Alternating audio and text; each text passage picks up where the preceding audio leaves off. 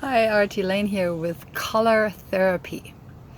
It's in my study of Ayurveda, I came across color therapy because lifelong I always have to wear a certain color. I'm not happy, so I really have to find something. Like I really feel like I have to wear something blue. I feel like I have to wear something white. I feel like I have to wear something black, and so on. And that is not entirely uncommon. Oops, there's a bee.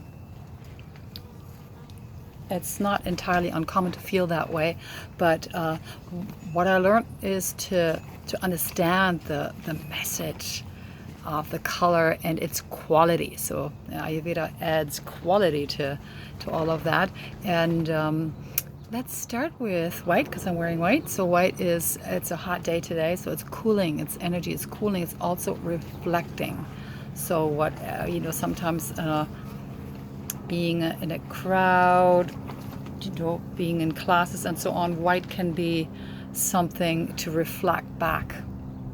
So it feels like you're keeping your own space. It's also, you know how people get married in white. It's also very pure. You know how Amma devotees, they wear white clothes, or at the ashram you wear white for purity, to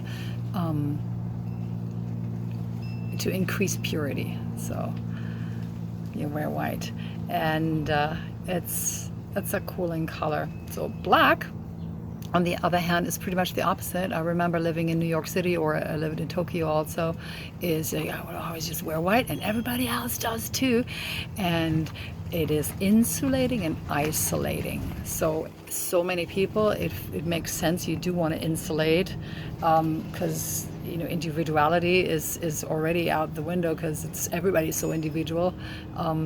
And it's isolating though. So you know how you get, especially places like New York, you get actually a lot of people, but a lot of lonely people all in one spot too.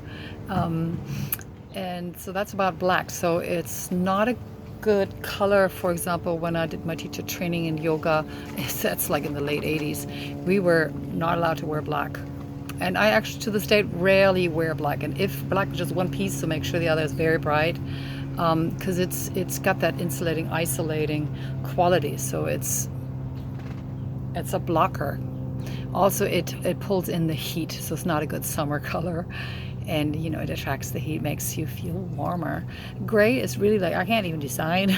I'm neither pure nor really want to isolate, so that's not really a color. It's a blend. Some people think it contains all colors and they feel really good about it. Gray is good for cities because you blend in, but it's not really having a soothing effect on the psyche or the mind and the heart.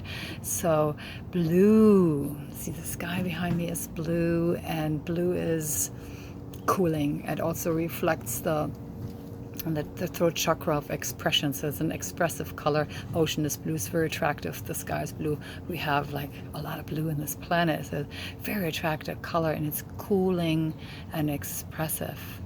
And red is, of course, the fiery color, and yes, it is heating, so it has a lot of heat. So if you already, I see a lot of redheads wanting to wear orange and red. It's likes attracts alike, so you want to put that out more. But honestly, it's a lot of fire. So for example, you can not just think of clothing and surroundings like sky and ocean and clothing, but your bedroom. So red would not be to have in the bedroom, only if you only do like one heated thing, which is an activity. We all know what I'm talking about. So if you want to get passionate, maybe take it out of the bedroom, because that shouldn't be a red place, because it's too passionate and it's too much pitta in it, too much rajas, too much active energy. Sorry, active energy. It's got too much action. Red is very active. So on days where you're already hot, it's not a good day to to wear red. But oftentimes we need a little extra punch if we really don't feel any heat and more shy and insecure, feeling heavy and dull, then that might really help. So here's the therapy part. Then red could actually fire us up a little, give us confidence. It has also something royal to it. For example, having a red door in your house front door is very royal. It's very welcome. It's very attracting. It responds, fire, It's like the sun, so there's a lot of authority in it. It's got, you know, like the sun has the biggest authority in our universe here, in our galaxy. And yellow is like gold, and gold and yellow is medicinal, so it's really soothing, very soothing, mentally, emotionally, very soothing. Not a neon. So neon is aggressive.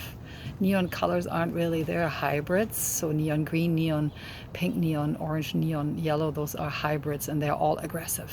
And they're, you know, they're used, for example, in traffic, makes sense. And if you wear that for safety, it's a good idea. Just for fun though, you know, if it's got an aggressive tone to it.